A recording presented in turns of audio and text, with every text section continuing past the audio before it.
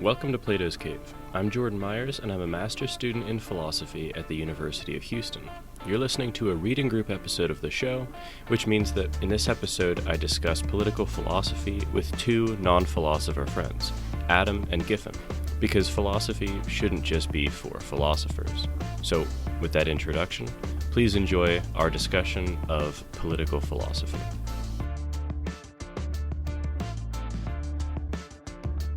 So today we're talking about this excerpt. It's funny. I'm not actually entirely clear on what type of piece of media this is. I mean, it's an essay by Isiah Berlin called "Two Concepts of Liberty," and we're just reading and discussing the first two main sections of this, where he puts forth a very, very famous notion of positive and negative liberty, but this is an essay that is part of it's a book called Liberty by Isiah Berlin, and it's incorporating 4 essays on liberty. It's published by Oxford University Press. You can find it online if you just search 4 essays on liberty Berlin PDF. So I think that what we're talking about is probably pretty and arguably the most popular excerpt from that. And it's obviously very, very germane to any political philosophy or discussion of I was thinking a lot about the Anderson paper, actually, when we were reading this. So first impressions before we get into it, I thought that this was a very interesting and also very quotable paper. He had a great writing style. Yeah, for sure. And I think it was honestly such a welcome change from Marx, in the sense that this prose was so clear. I just felt like whenever I don't know, there was something about Berlin's writing style that I think I just understood what he said the first time. You know what I mean? Versus like Marx, where it was like, I really wasn't sure what Marx was saying at the time. Yeah. I don't think we'll need to be filling in many blanks, like just a huge body of literature just to understand the definitions used. Like it was very clear. I enjoyed it. I was familiar with the concepts, but I never read this, so it was good to actually read it, and it was good style. And it's funny that you guys remark on the style, because I mean, in that sort of like prelude to the 2 sections, he does deride analytic philosophy a little bit. He talks about these people have whittled down. I wrote like a little note to myself. I was like, I wonder how despondent he'd be at the state of philosophy today. He talks about people have just whittled their whole intellectual lives down to just counterexample of a counterexample of a Frankfurt case or whatever. And he says that my goal in this paper is to really kind of step outside or step back of a lot of the debate and really kind of lay this groundwork that he says has been conflated and overlooked in the past, these 2 concepts of liberty. And also I've heard this paper referenced, and I've heard like the positive and negative freedoms expressed before and what they mean. I think though the positive definition of freedom that I've heard is a little bit different than how he puts it in this paper, right? Like I read that section twice just to make sure I understood what he was saying, but I think I can understand how people have derived a modern sense of positive freedom from what he said, but it's not the same. It's not the same. I really want to talk about that. Yeah. Would you guys agree with that? Like, no, you kind of got that too? I read this and I was like, I've been made aware of the concept. Like I've heard the terms positive and negative freedoms used before, in political discourse. But reading this, it was like slightly off of my expectations. So I don't know. I honestly, it'll be useful to clarify even like what those expectations were in the first place, because it was kind of like in the past I've heard these and it was just kind of like off. So maybe you can clarify, Adam, if you have specific things that you were expecting. Yeah, should we jump into that right now, or we can? Or do we want to wait? I see no reason why we can't talk about the positive conception first. Because let's say really quickly. Let's just say really quickly. I mean, we'll circle back and talk about it, but negative freedom is essentially freedom from coercion. It's freedom from external someone like Eddie Namias might call this kind of bypassing of your rational interests or like what you want to do. It's bypassing that, it's subjugation. But yeah, and also like if you're going to define the parameters of this negative sense of freedom, yeah, it's, as Berlin puts it, or he might be kind of rephrasing someone else's ideas too, but he kind of describes it as this kind of enclosed plane of that is secured liberty, such that no political or social force or any other person can sort of trespass on this enclosed plane that we would kind of define as free from coercion. So if that makes any sense there. It does. And I'll just add one last thing and then we can skip to positive freedom. He says this was one of the kind of nice, necessary, and sufficient conditions. He says that there are, now I'm paraphrasing him, there's 3 aspects to coercion. It involves deliberate interference from another human being within the area in which I could have acted other than I did. So that is really how he's defining negative freedom there. Yeah, this did remind me of Anderson a bit in the way she kind of described oppression as social. It kind of was similar. Yeah. Okay. So let's circle back around to that, because I think that I understood very well the negative freedom, and I have a lot of kind of notes and stuff to talk about. But I want to make sure that I was understanding what he's talking about by positive freedom. So I agree with that. Yeah, okay. I think that's the less clear part of this paper. Totally agree. And it's the less, I think it's the less clear both in the paper and in kind of the contemporary conversation about freedom and liberty, like you were talking about. Should we discuss that real fast? Just like what the contemporary, like what I've heard personally. Yeah, do that first. Yeah. It's like, okay, so from what I've heard, the positive freedom has been defined in such a way as almost like capability. Yeah. And like in the sense that, I've often heard, okay, as an example, how free is someone that is just left in the desert with no resources? You're free ultimately to do whatever you'd like, but there isn't much to do other than you're free to die. Right. So I like the use of capabilities. That maps on pretty well, I think, to the Anderson paper too. Yeah. I what I mean? Isn't that how that sounds like a contemporary? It's like practical ability to do something. Yes. Right. Like, and the conversation that I would have heard is something like, someone who is impoverished, like they may like not be like prevented from doing something by like another person, but practically like there are several unobtainable kind of things or goods or experiences, etc., that like they just can't access. Right. Exactly. Yeah. And in the context of social policy, especially, right? Like that would be something they invoked to like say, well, we should have public libraries or something, anything like that, right? Access to this constitutes a freedom, right? Yeah. I agree. So, okay, I want to understand how Berlin's definition is differentiated, even in degree, if not in totality or type from that. So maybe actually, because this is a very quotable paper, maybe I'm just going to quote a bit at length of where he introduces the positive notion of freedom. Please. So this is just at that section. He says, the positive sense of the word liberty derives from the wish on the part of the individual to be his own master. I wish my life and decisions to depend on myself, not on external forces of whatever kind.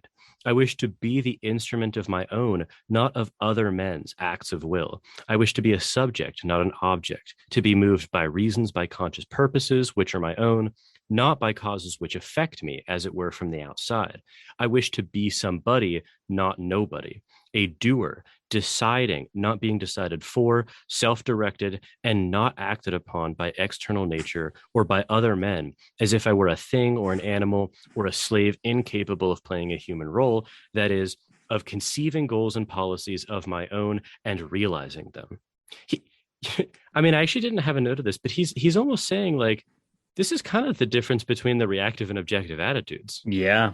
Yeah, It does feel like that. it feels a little bit like that. And I want you to pause there real fast because I think we can see some of like the modern conception of positive freedom at the very end of that sentence there, Yes. where it's of conceiving goals and policies of my own and realizing them. Yeah. So it's not just the conception, but it's the capability to realize goals. Yeah, and that's the policies of one's own. So I sentences like that, I think you can see how a positive conception of a modern conception of positive freedom kind of emerges from this paper. Oh yeah, you're totally those two words carry a lot of weight. Yeah. Because so I was just kind of making self examples with this, and it's like I want to determine. And when I wrote determine, I think I was implicitly meaning both conceive of and realize, because if I conceive of all these things and they don't come to fruition, in some sense, I haven't really exercised my positive freedom there. But it's like, all of us kind of have these ideas of conceiving of what career you want to have, what place in the country or what country you want to live in, that stuff like, do I want to get married, the number of kids you want to have, those sorts of things are very readily accessible examples, I think, to a lot of people of what he's talking about here. There was, skipping a sentence, there was another great quote from him. He says, I wish above all to be conscious of myself as a thinking, willing, active being, bearing responsibility for my choices and able to explain them by reference to my own ideas and purposes. I feel free to the degree that I believe this to be the true, and enslaved to the degree that I am made to realize that it is not. That, I just thought that was really interesting there. You can see the modern conception emerge again there too, where it's just focusing on bearing responsibility for my choices and able to explain them by reference to my own ideas and purposes. So ultimately, whether you succeed or fail in something, you're not going to, in this circumstance, maybe blame your poverty, your upbringing, or your circumstances there. It's more so, I was able to carry this out, based on my own constitution ultimately, or I did based on my own constitution ultimately. So I have a question then. So the way I was thinking about this a little bit, this was like I was trying to get my hands on the conception here. Okay, so it seems like there are a lot of probably innumerable things that I do not have the positive freedom to obtain in this sense, right? So I do not have the positive freedom. I can conceive of this goal, but I can't realize it, to become an astronaut, right? You just need certain requirements for that I just am not going to have, right? A pro basketball player is also going to fit into that,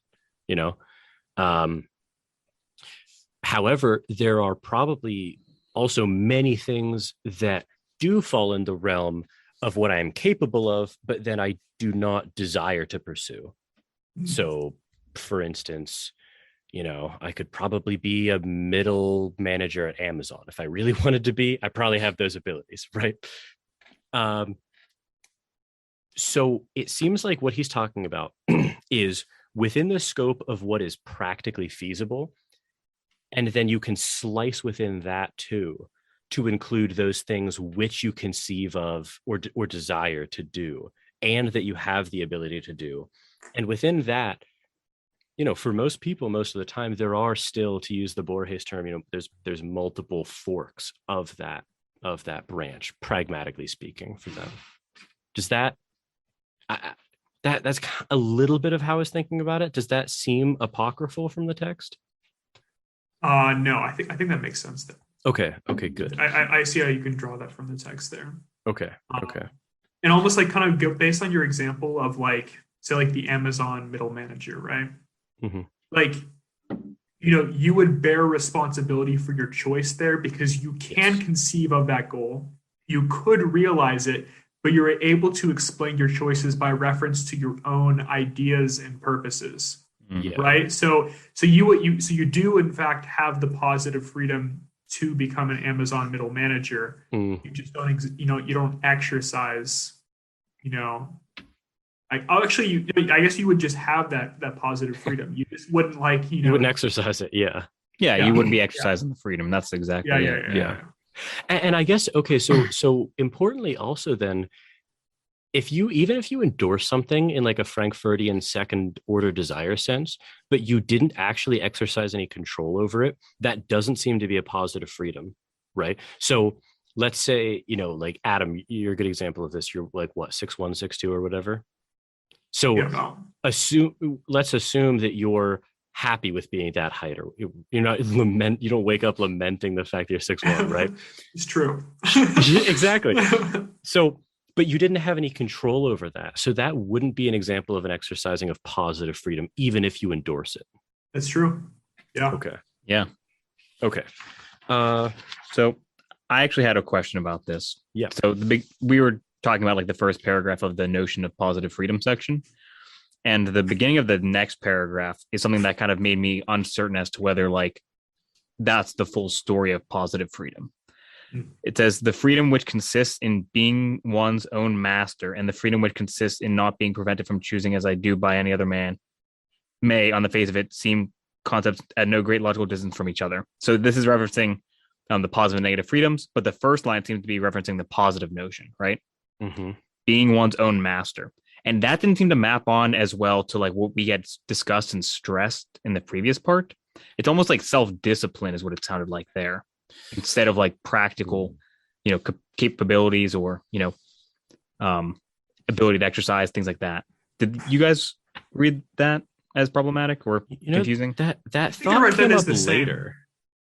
I think I read that as very similar to the first paragraph there. I think he's just kind of rephrasing it. I guess, what's your issue with that little part right there? It was just like kind of minor, I guess, but it didn't seem to be a proper, in my view, distillation of the previous paragraph. Like to me, like whether or not you can like exercise something doesn't seem to be like whether you're one's own master. I guess like the first sentence in the first paragraph, like he kind of defines what it means to be your own master in that sense. Because like he says, like the positive sense of the word liberty derives from the wish on the part of the individual to be his own master. And then he kind of goes on to describe what he means by that. Okay, I guess that makes sense. I mean? I guess it's just like I guess the phrasing seemed like a little off. Like it doesn't seem like you can say in conclusion, it's being one's own master. It's like I don't know. I actually had questions about that, Giffin, because it appeared later in the text. Okay, it appeared. So he introduces the fact that positive and negative freedoms can come into conflict with each other, right? Okay. Yeah, maybe that's what we can go to. And I actually had some notes that were like directly about what you were saying there. Because I realized that I've actually used this concept before of an all things considered best self. So this is the bottom of page 179. Excuse me, sorry. This is the bottom of page 179. He says, but what gives such plausibility as it has to this kind of language is that we recognize that it is possible and at times justifiable to coerce men in the name of some goal, let us say justice or public health, which they would, if they were more enlightened, themselves pursue, but do not, because they are blind or ignorant or corrupt. And he'll go on to point out the dangers, I think, of that. Oh, he does. View. Yeah, that was surprising almost, honestly. Yes. So I wanted to talk about this because this does seem to address the kind of self-master issue that you were raising. I've actually unwittingly made use in my own, just kind of like just thinking about things. And I think I've probably raised this with you, Adam, in various conversations in the past, but I really have thought a lot in terms of kind of the all things considered or enlightened self. The last sentence of that going into the next page, he says, what at most this entails is that they would not resist me if they were rational and wise as I and understood their interests as I do. So, yeah. Actually, just one quick note back to Anderson again. This seems like the kind of paternalism point here being brought up, right? Yes. Totally agree with that. And if you recall, I haven't edited that episode. I do recall. That's why I bring it up.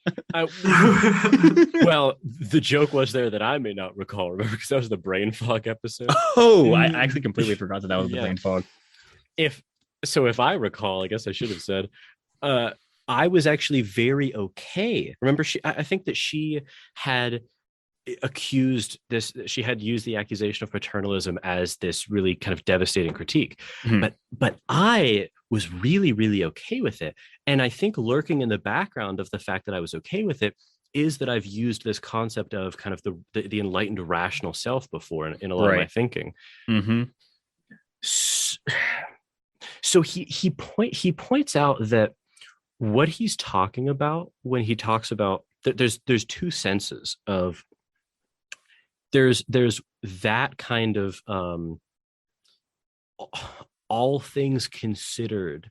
He doesn't use this language specifically, but I took him as almost pointing to, if you were able to live out both types of experience and experience both, which one would you choose as sort of the mill higher order pleasure, right? So like Giffin, if you could live out, you're sort of debating what to do with your day.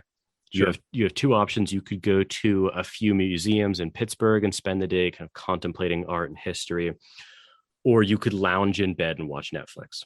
Yeah. I feel like he doesn't use this language, but the way I interpreted that point is there's this very pragmatic notion of your most rational self or your most enlightened self, where if you experience both of those days and then you're kind of reset with the experience, which would you choose to have, right? And the assumption there is that obviously you choose to go to the museums and kind of better yourself, Mhm. right? But he seems to juxtapose that pragmatic sense with there's this other kind of best self, which is almost this Kantian noumenal self, this pure will, right? It's like definitionally in that is that a kind of a pure will abstracted from all of the dirty phenomenon of the real world would actually just intrinsically be rational. It's like, and they're related but different. Yeah, and I think it kind of goes back to like his description of being one's own master, like Yeah. in the sense that you're able to, conceptualize ideas and then realize them as well. So, and it's like he does kind of like mention just an area in which this paternalism could take place, something like healthcare, right? Yeah. Where it's like you can imagine, okay, well, if the state were to encroach upon, your decision whether to, get healthcare or not and just provide healthcare to you, then if we were to take it as fact that if providing healthcare to you, which you otherwise wouldn't have, would allow you to navigate the world better, Yeah. and conceptualize goals and realize those goals, you almost sort of you just kind of seize hold of your life more at that point. You've you granted positive freedom to that person. You have, exactly, by encroaching on their negative freedom. Yeah, exactly. So, yeah. So it's like that's how I interpreted that. Yeah. So yeah. I mean, this is like almost like the point of the paper is that he kind of lays out these two freedoms and then says there will be trade-offs, and you can't just kind of like say that there's, abstractly like freedom is increasing. It's like, no, there actually is a cost, and it's like intellectually dishonest to just kind of say like freedom has been increased here. It's like, well, there's been a trade-off here actually. Exactly. I much prefer. I'm super on board with this framing. I want to get to that point, but circling back to the thing that you raised, Giffin, because what I said was setting it up. Oh yeah, right. But in the next paragraph, I'm just going to quote almost the whole thing because it's really good. Where is this? I'm sorry. This is on page 180. Yeah, the paradox, or this paradox. Yes. Okay. Oh yeah, because he says this paradox has been often exposed. It is one thing to say that I know what is good for X, while he himself does not, and even to ignore his wishes for its and his sake. And a very different one to say that he has ipso facto chosen it, not indeed consciously, not as he seems in everyday life, but in his role as a rational self, which his empirical self may not know, the real self, which discerns this good and cannot help choosing it once it is revealed. This monstrous impersonation, which consists in equating what X would choose if he were something he is not, or at least not yet, with what X actually seeks and chooses, is at the heart of all political theories of self-realization. So, continuing, it is one thing to say that I may be coerced for my own good, which I am too blind to see. This may on occasion be for my benefit. Indeed, it may enlarge the scope of my liberty. Okay. This was, so I was kind of thinking about this at first in the terms that you laid out, Giffin, with like being one's own master. So, he's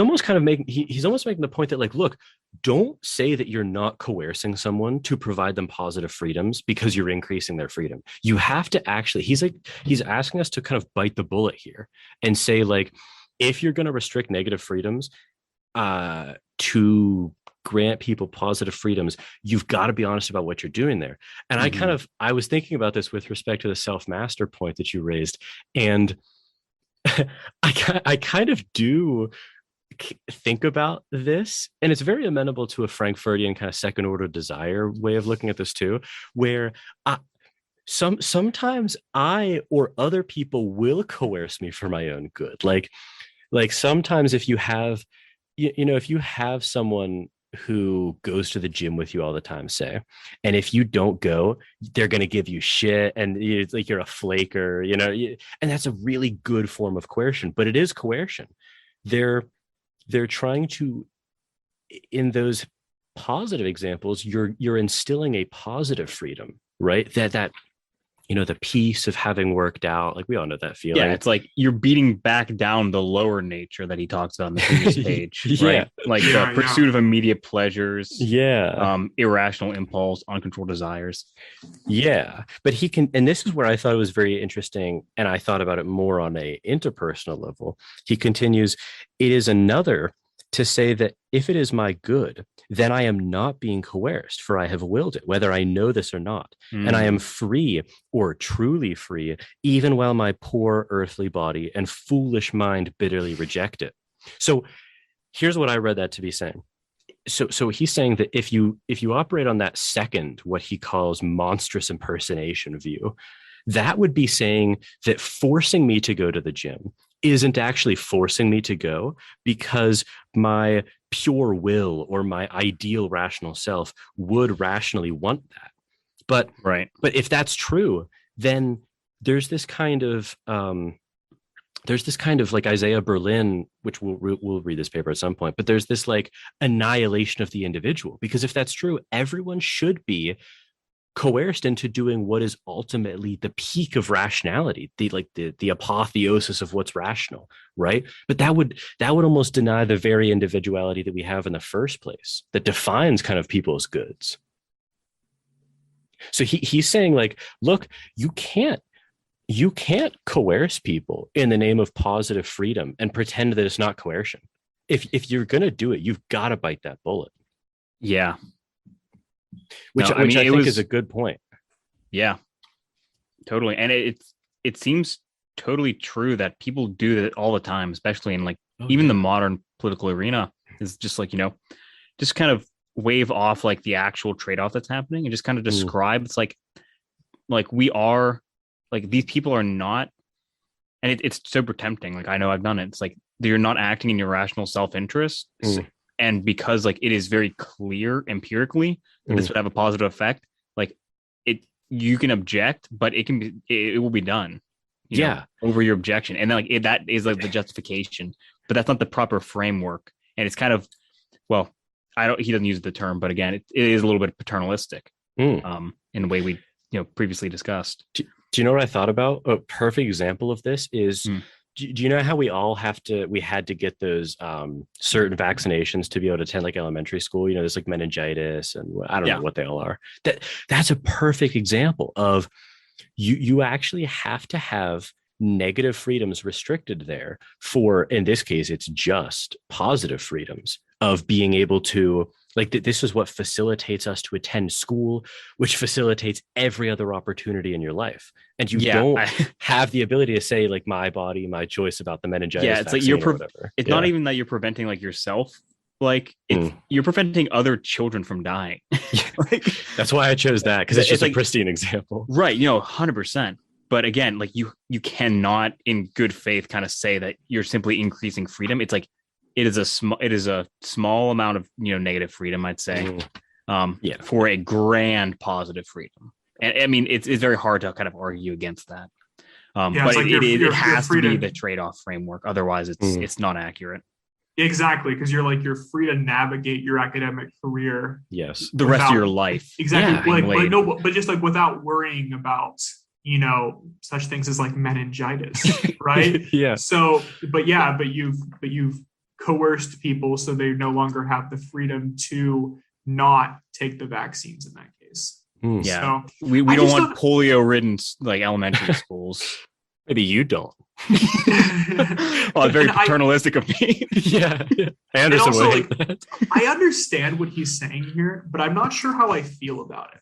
So let me read this part again that you just read, Jordan. Okay. It is another to say that if it is my good, then I am not being coerced, or I have willed it, whether I know this or not, and am free or truly free, even while my poor earthly body and foolish mind bitterly reject it and struggle with the greatest desperation against those who seek, however benevolently, to impose it. So, like, I understand that he's saying, okay, let's see here. So then I am not being coerced, for I have willed it. So I understand that he's saying, like, okay, your true rational self would will this behavior or this coercion. So you're not coerced in that sense. But I'm not sure I like the framing there. I don't know, because it's like, I understand that he's appealing to this master self almost of you, where it's like you recognize that. I made a mistake there. I just realized when you were repeating it, I think I misspoke. I should have said Bernard Williams-esque point. I think I just repeated the name Isiah Berlin point. You did. Okay. I was going to comment. No, I totally misspoke there. So I think that he's actually making a really similar point to this really great paper. We haven't read it yet. I've referenced it all the time. We do. This Bernard Williams point, where he says that it's actually very much of a piece with this point. He says that, so, you look at these kind of ethical theories, right? Consequentialism, Kantian deontological, right? So he makes the point that those theories have a deep, deep internal contradiction in them. And I think Isiah Berlin is pointing to that contradiction here, where he says, okay, look, consequentialism, there's only going to be, or deontology, whatever you want, there's only going to be one right answer. There's only one maximization of utility, right? So if that is the thing that the theory demands, that is that thing which you must do. However, the entire idea of choosing to adopt a framework or not, or to make a choice or not, is contingent on the idea of an individual, which by necessitating only one correct moral move, it destroys the idea of moral agency in the first place. And I took Berlin to be making a very similar point where he's saying, if you say that something can't be bad for you, if it's what your rational self would, endorse, right? So it's like, I can subjugate you in any which way I want, as long as your rational best self would endorse it. There's a very similar point being made here where, okay, if you actually adopt that view, there's only going to be one ultimately just most rational life to live, right? And that would destroy the very concept of individuality that you're asking to sort of subjugate people to. I took it as a very similar point in that way. Yeah, I think he wraps it up in like the final paragraph here. I think he calls that the magical transformation. I had that highlighted. Yeah, I really like that quote. Giffin, read that paragraph there. Okay. Do you want me to start from the beginning of the paragraph? I think this magical transformation. Okay, it's so good. This magical transformation, or sleight of hand, for which William James so justly mocked the Hegelians, can no doubt be perpetrated just as easily with the negative concept of freedom, where the self that should not be interfered with is no longer the individual with his actual wishes and needs as they are normally conceived, but the real man within, identified with the pursuit of some ideal purpose not dreamed of by his empirical self. That's exactly what I was pulling from there. Is I think that's the point where he's saying,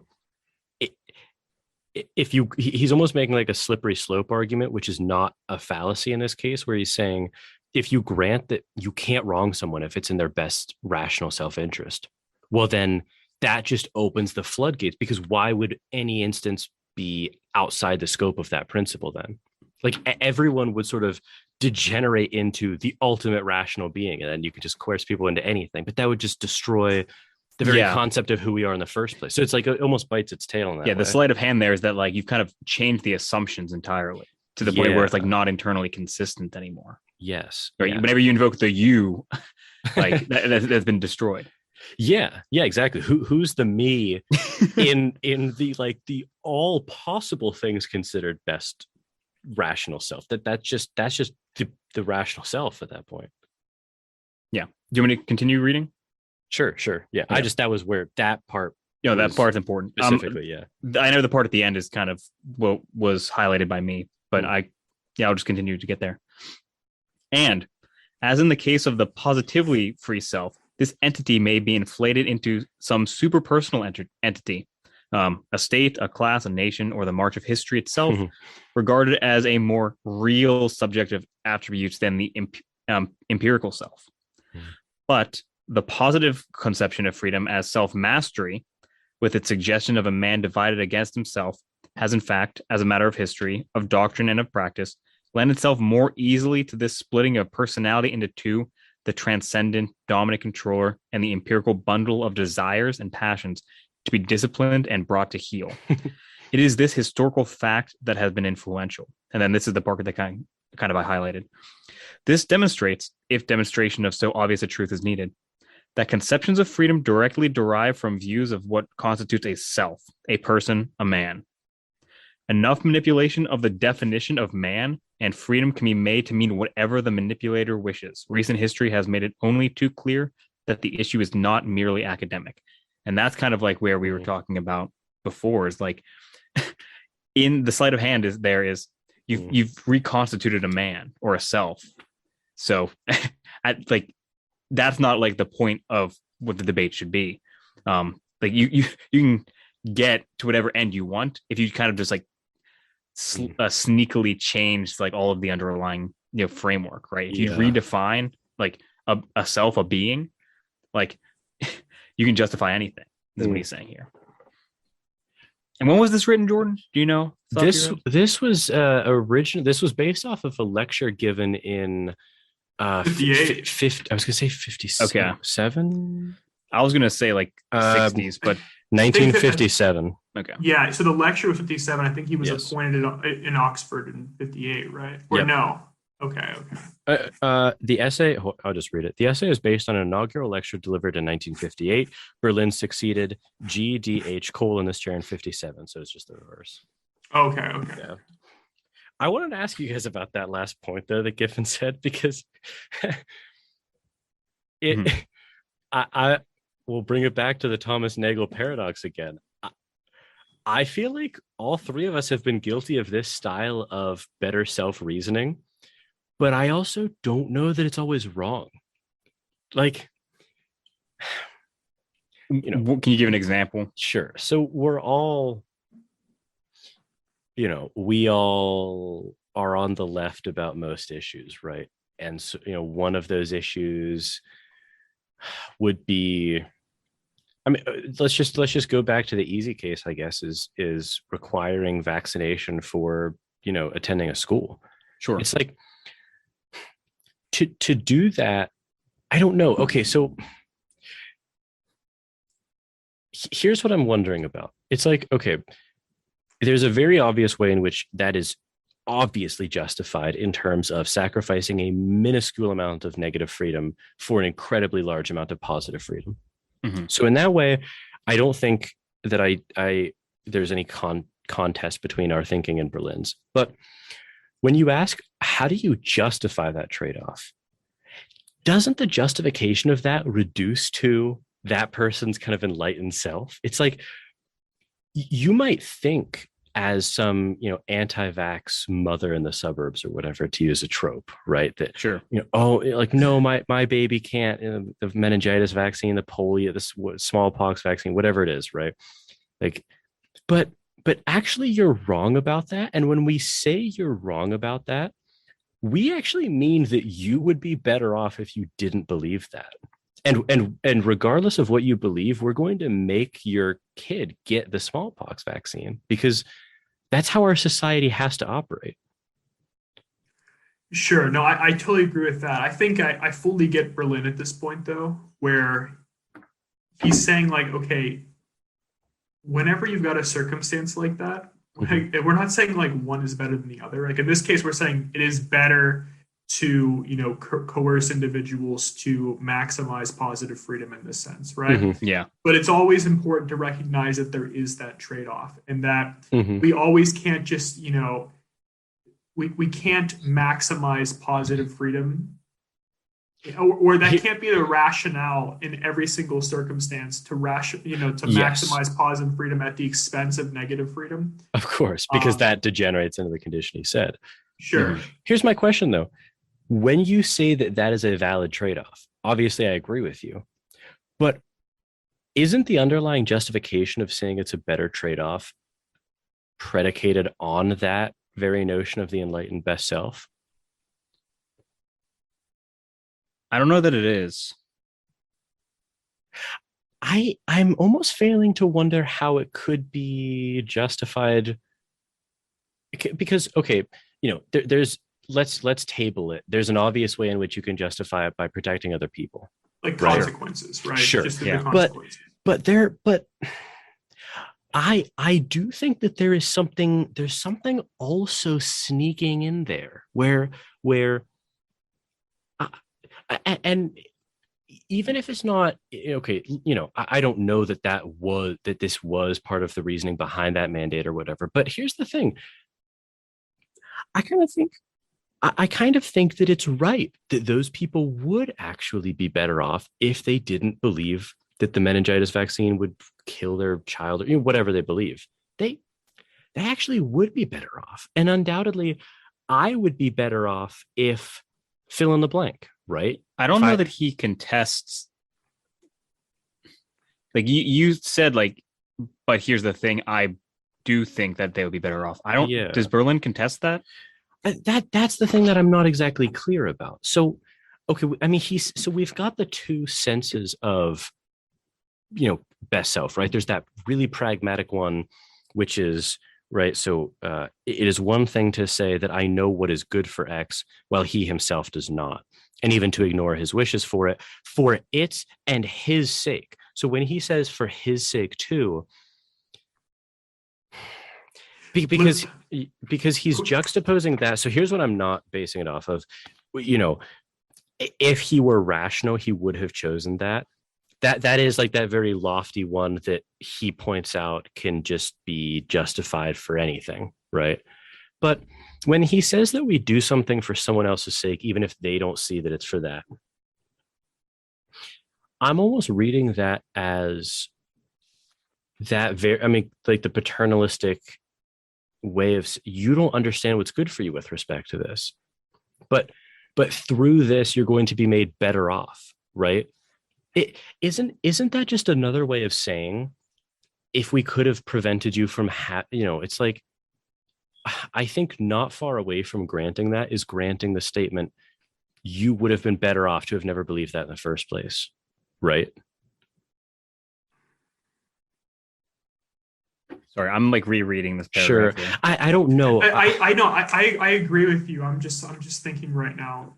I know there's some really slippery way in which it creeps in. Because like that's not the reason like that we make any of like these kind of social prescriptions, right? Like, sure. Like the reason we do, all of them is like consequentialism, like in a sense, but at the same time, you can look at it through a different lens. It's not the reason why we do it, but from this different lens, you could say, okay, yes, well, even then, they're able to now send their children to school not fearing that their kid gets meningitis. Mm. And there's a freedom, a positive freedom associated with that. And that entails that, yes, their rational self would have made that decision. Yes. Right. So I agree with that. Like if you look at it through that lens. Yeah. Yes. I'm not 100% sure how to think about like the rational self in this. Honestly, in the whole paper, like Berlin's point in invoking it. But I don't know if it's necessarily a different lens when you frame it like that. I think the idea of the positive and the negative freedoms kind of wraps into the consequentialism, right? You can say like, if you value, I mean, and this might be the thing that is smuggled in, Jordan, from your perspective, like different people will value like positive and negative freedoms differently, but those kind of things are in that consequentialism. You know, that decision is like those values, like is part of the calculus or whatever. That makes sense. It's like you can't conceive of it you can't conceive of it without having both of those sides being addressed. But here's what I want to kind of bring up though, Giffin. I could be wrong about this, but I kind of got from his section here that the positive freedom aspect is almost like a psychological state. I wasn't sure. Yeah, I kind of got it that it was more of like you are your own master at this point. It essentially you are navigating the world at kind of almost like a higher level. Like but it can't be baseless, right? It's got to be actually grounded in some real actuality of you doing those things. Well, I'm not sure because he does use. I mean, this is what I was bringing up with the self mastery. I don't know if he would critique, people not constructing the environment for this to happen, or if he would just critique the man for not being disciplined, right? Like he says, he invokes self mastery, and that's what I was saying. Like I think he does to some degree agree with like that modern notion that we would apply it, but he uses language. He uses language that doesn't necessitate that from like But I thought that this is what Adam initially brought up, where it consists in positive freedom consists in both conceiving goals and realizing them. Yeah, I guess my point is like he seems to suggest that, like, I mean, you just quoted him, but he doesn't stress that.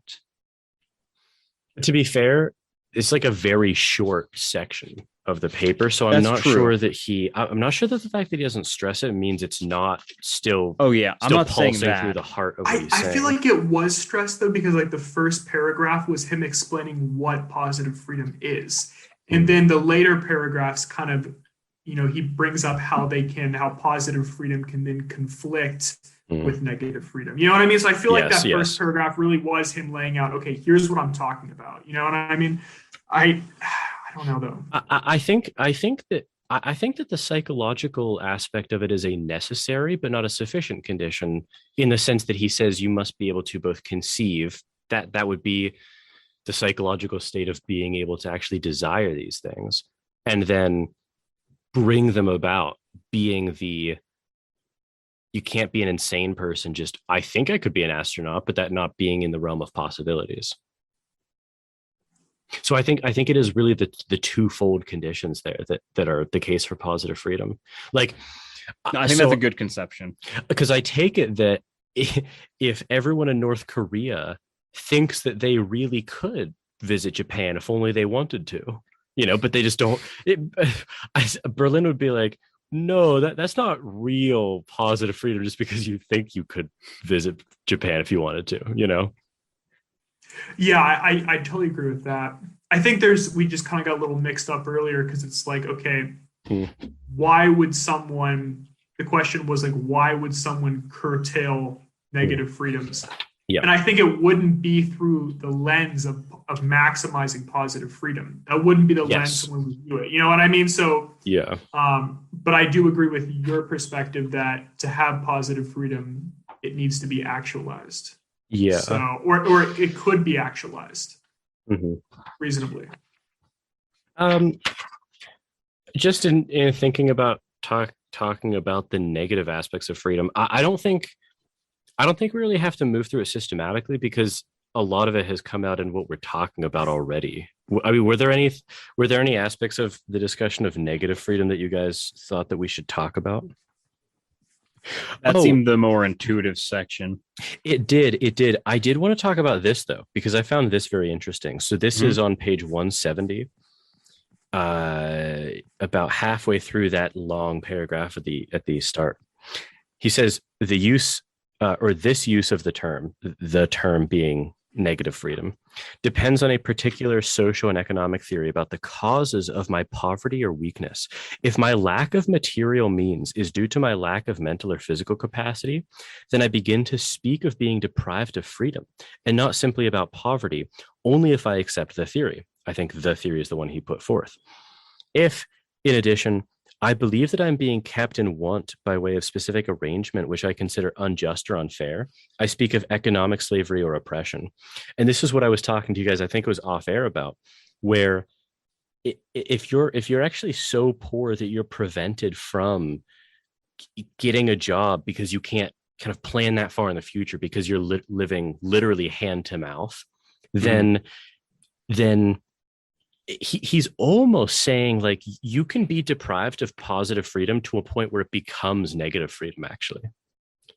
Like and that's me reading into him here, but you can be deprived of positive freedom to the point where it infringes on negative freedom. Yeah, or it almost kind of transforms into a lack of negative freedom. Okay, yeah. I didn't hear the lack in the negative freedom part. Yeah. Say you lose so much positive freedom, you just obtain negative freedom. Maybe I misspoke. No, it's no one infringes on anything that I can do. Yeah, sorry, continue. Because that's what I was talking to you about, Giffin, where we were trying to look for that the name of that term, where you're so poor that you can only afford to buy a very inexpensive car, which is then prone to break down more often than a new car would. So your cost of ownership is more expensive than the wealthy person's car, actually. And that continual loss of income. The poverty trap. Oh, that's it. That's Didn't I call it the poverty trap? Did you? Did you? Maybe just I did. I didn't hear it. I didn't. Okay. But if you did, then that would make sense why I would use those words, because I came to mind there. So I don't think that part was recorded, so we'll never know. Bummer. We'll never know. Maybe Giffin instilled the positive freedom in you to be able to say that. I say it and it was kind of like, no, not quite. Adam says, it's like, really God, it's here. It's been delivered. I honestly didn't hear it, but you might have said it while we were talking. So therefore I kind of heard you, and then that's what primed me to say it. This was like prior to the recording, not just now. But we'll never know. and the interesting thing is that, so he kind of talked about, remember I said there's almost those three conditions of coercion, which is that one of them is that it's by other beings, human beings.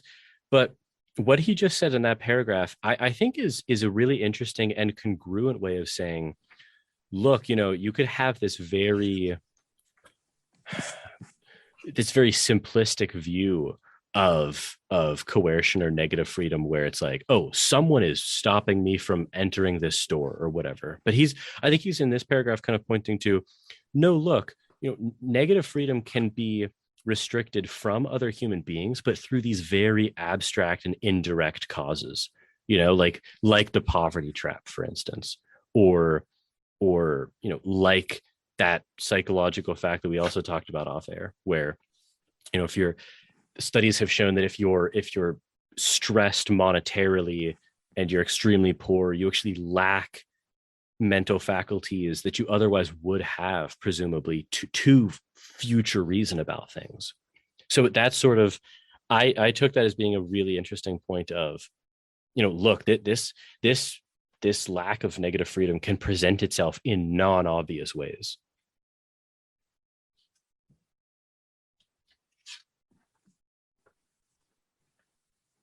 Tension between positive and negative freedom. I don't know if there was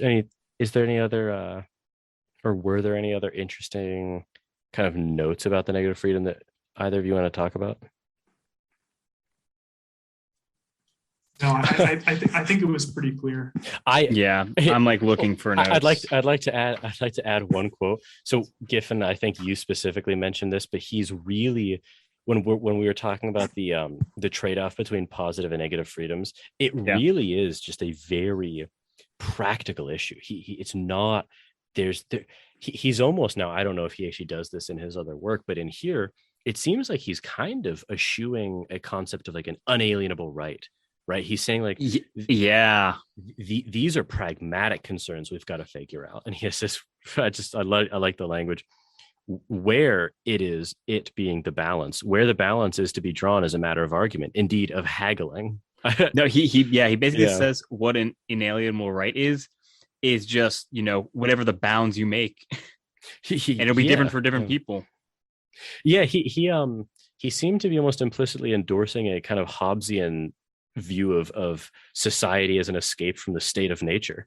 It's like we're all kind of coming together and agreeing to restrict certain negative freedoms in order to reap the benefit of positive freedoms, and that frees us from that very animalistic state. I don't know enough about him to know if he had like Hobbesian inclination, but that does seem to. I don't know. There is almost a sense of that. You're right. Yeah. I'm just looking through my notes real quick. Oh, okay. I liked this too. Okay. So on page 172, top of the next paragraph. Yeah. He says, what troubles the consciences of Western liberals is, I think, the belief not that the freedom that men seek differs according to their social or economic conditions, but that the minority who possess it have gained it by exploiting, or at least averting their gaze from, the vast majority who do not. And that was an amazing a priori prediction of exactly what Jonathan Haidt has found in his Giffin. I don't think you're aware of this, but Jonathan Haidt and Craig Joseph, building off of the work of a cultural anthropologist, Rick Schwader, found that there are these kind of 5 incommensurate values that people tend to hold. Sure. I don't know if I can remember them. There's harm, there's fairness, there's oppression, there's purity, and there's sanctity. I think those are the 5. And there's been since added another foundation. Oh no, I think the 6th foundation was liberty or oppression. So I'm missing one. Harm, fairness. Oh, authority. And it's actually crazy because what the empirical data that Haidt found is that liberals, or people who identify as progressive on the left, whatever, are off the charts in caring about harm or fairness, but they do not care about authority, sanctity, or purity standards, which is very interesting. That actually is interesting. I just thought it was so cool that in 57, Berlin predicted perfectly, just from the armchair, what Jonathan Haidt would find in, I think, the early 2000s, And actually, okay, maybe this is what we can end on. I actually think that the left, just talking in the political climate we're in today, I think the left's rhetoric actually really suffers for a lack of these distinctions. Yeah. He says it in the middle of this paragraph.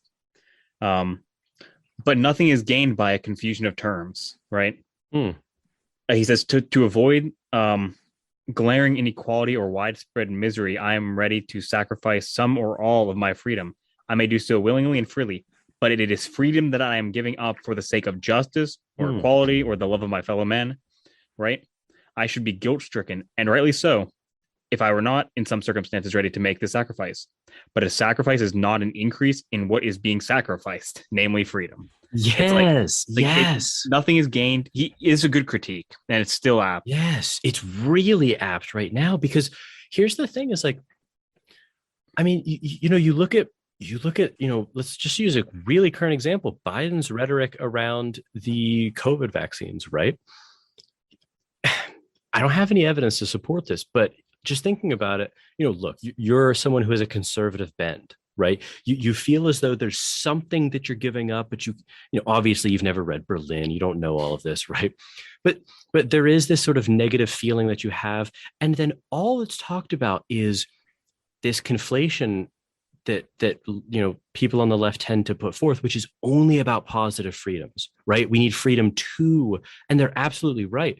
But I don't know. I almost think that a very candid discussion of like, look, that there are positive and negative freedoms. It's just exactly what the quote just said. Yeah. You bring those people into your moral community by by acknowledging that negative freedoms exist. Yeah, right. It's like you can't if you treat it as just like a line, and it's like we are moving forward in the line. Like it's just kind of patronizing to people who are like, even if they can't articulate it, like, well, no, they're like it's a loss of something. Yeah, yeah. Putting aside the idea that the personal responsibility might dictate the result of the mandate. Anyways. Sure. Yeah. And I think, like, to be fair though, a lot of people on the left do speak like this. They might not introduce things like positive freedoms, but I've heard many people, including myself, even before reading Berlin, like I've chest out, like but the thing is, like, I've made very similar arguments where it's like, okay, you acknowledge, like, I've had many conversations where I've acknowledged that, okay, you are giving up this type of freedom. I didn't have this distinction between positive and negative freedom, but you acknowledge that, okay, you are giving this up for some different thing that we value ultimately, whether it's, okay, the general social welfare, or, the consequences of this, or just whatever, right? Equality, fairness, justice, culture, whatever, all the things he lists. Sure. But I've actually seen, like, this is just, my personal anecdotes here, but it would be like, I just haven't gotten like a lot of good reception from that. It's just really? Generally, that's interesting. I guess it could be one of those things where it's actually overdetermined, where you're just never gonna change people's minds. Yeah. Maybe this sounds more elitist than it needs to be, but it's like maybe it really is only for the people who are thinking about it, for lack of a better term. You know what I mean? Like, sure. Look, the whatever percent of the Republicans who haven't gotten the vaccine at this point, there's probably not. But Berlin himself could just reemerge, and he's not going to convince them to take it, Yeah. But I mean, all things being equal, I do think that this language is lacking in a lot of the conversation from the left today. Yeah. Especially this, like, the distinction between positive and negative freedom. This language alone kind of allows you to explain that issue. You can simply say, like, this is a group of people who have, like, more and more decided on, like, the value of negative freedom is widened, like, is so much greater in value than, like, the positive freedom, right? That's a way to kind of describe it. And that's like there's a kind of separation in the communities, right? And that causes a lot of tension, because it's like, for some people, it's like, I'm giving up a little bit of this to get an immense amount of that for an immense amount of people. And the other person's like, the value of, any negative freedom is infinite. So it's like, there is no calculus. It's like, that's. And that comes back to my point about, well, I actually think that your rational best self would endorse this, right, if you experienced both things. Yeah, and it's like I just keep thinking, like, we already do this. You know what I mean? Like, the language, like this distinction is really good. Like, love the paper, but like we've already, like, explained to people for like a year and a half that, like, okay, like, why do you wear a mask in a store? Like, why is it required? It's so that, the elderly woman shopping can feel comfortable and free to shop at the store, right? Like, there's like a comfort level that we're so that she can have those positive freedoms. Exactly. So that she can, like, in this case, it's a pretty modest goal, but the goal of going to the store and shopping without the fear of dying. Not being oppressed. So, exactly. Modest indeed. Anderson would say, like, you're just oppressing people. Yeah. Sure. So, but it's like we already kind of laid that out before, and people are like, don't care. So, I mean, I agree that some like, people do, but I do think, like, in general, especially, like, I mean, our media consumption is vastly different than the average Americans. Like, you got to imagine, like, does this language make it into the sound bites? No. Does that mean that it, for 50% of Americans, it doesn't make it in there at all? Yeah. Like, it basically does. Does Biden come at his next presser ruffling papers of 2 concepts of liberty? Yeah. No, he just as panders. the stormtroopers are sent down. It's for your positive freedom, don't you understand? I've got... What negative freedom? Giffin just immediately put it to use by the notion of positive liberty. You got like an AR-15 to your like temple. Just like brush your teeth. Your rational self would endorse it. Exactly. I couldn't agree more, my man. Adam trembling as he's brushing, but it's a Frankfurt case, sir. I would have done it anyway.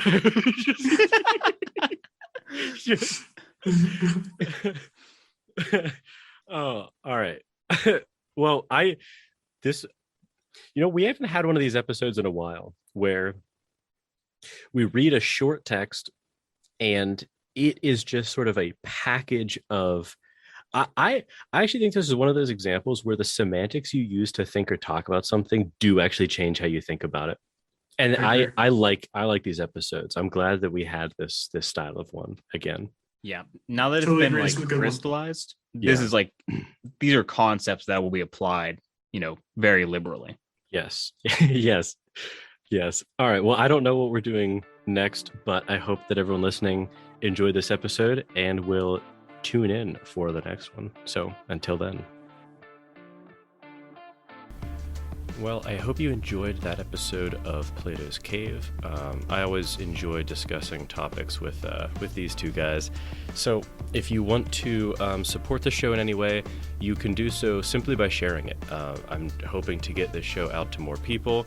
And so if you want to share it on Twitter or social media, that would really help me. You can also rate it on Apple Podcasts.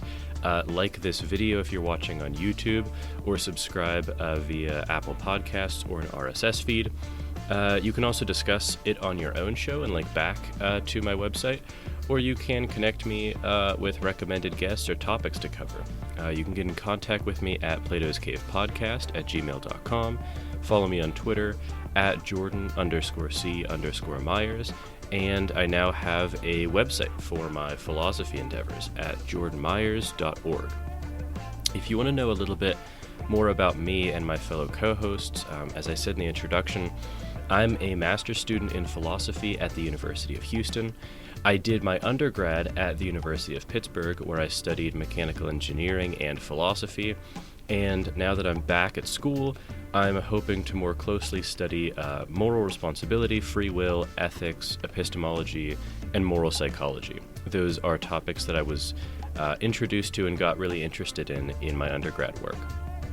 So Adam and Giffin accompanied me on this show, and Adam is one of my oldest friends. We actually met in kindergarten, and we've been interested in philosophical topics for as long as we can remember, and in a lot of ways it's been the basis of our friendship.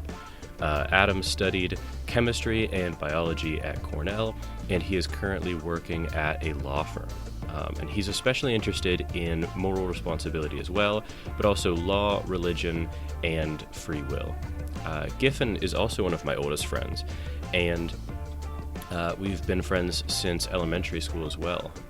Giffin studied biology and economics at RPI, and now he works in human health research.